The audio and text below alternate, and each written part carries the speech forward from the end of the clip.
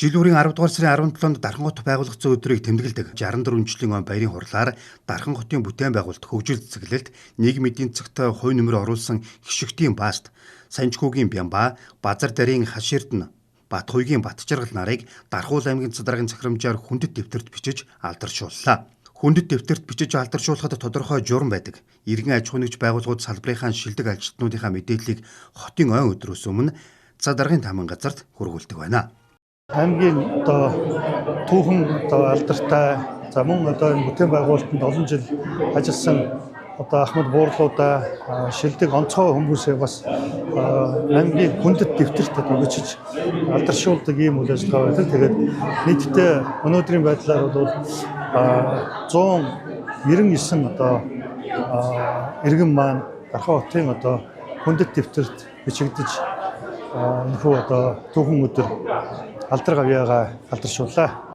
Гişүгтийн бааст нэг бүтээн байгуулалтын ихэнх үеийн түүхэн барилга байгууламжуудын тээвэр хангалтын ажлыг хариуцсан олон чухал барилга байгууламжийг ашиглалтанд оруулахад тээврийн ажлын фронтод хүчин зүтгэж байсан. Тээврийн осол эндэгдэлгүй 42 жил ажилласан үлгэр жишээ жолооч юм а. Санжихүүгийн Бямба 1971 оноос эрчим хүчийн салбарт тасралтгүй ажиллаж байгаа. Техник эдийн засгийн үзүүлэлтийг дээшлүүлэх, төлш эрчим хүч, уур усны алдагдлыг бууруулах, үйлдвэрлэлийн зохион байгуулалтыг сайжруулах чиглэлээр олон талт үйл ажиллагааг санаачлан хэрэгжүүлж бодиттой үр дүн гаргаж байжээ. Би 1970 онд эрчим хүчний яамны томилтоор Дудааны захиргаа станцид ирж ажилласан.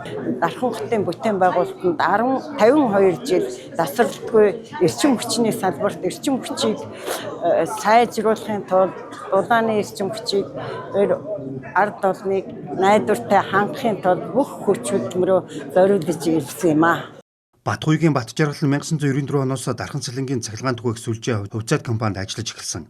Эрчим хүчний салбарт 37 дахь жилдээ тасралтгүй ажиллаж байгаа Монгол Улсын зөвлөх инженер юм. Тэрбээр эрчим хүчний хяналтын удирдлага, арилжааны автоматжуулалтын систем нэвтрүүлэх ажлыг удирдлага зохион байгуулалтаар хангаж ухаалаг тоолрын систем, диспетчерийн хяналтын систем, хяналтын камерын системийг зохицоор нь шийдэж чадсан байна.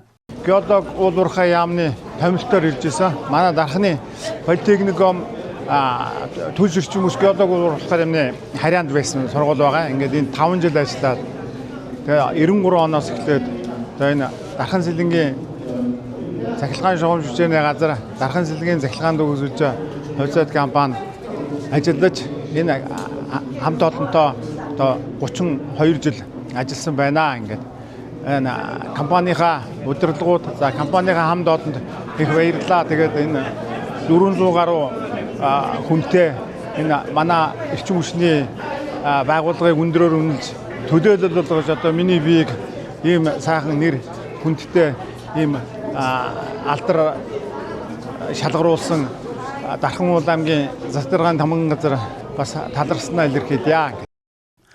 Базар дарийн Хаширдэн 1989 онд Дарханы дулааны цахилгаан станц төрийн өмчт гужаад компанид ээлжийн инженерээр ажиллаж эхэлсэн. Ажилтны албаны дарга, ахлах инженер, инженерийн албаны дарга 2016-аас 2024 оны хооронд ерөнхий инженер зэрэг албан тушаалд ажиллаж байгаад гавьяаныхаа амралтанд гарсан.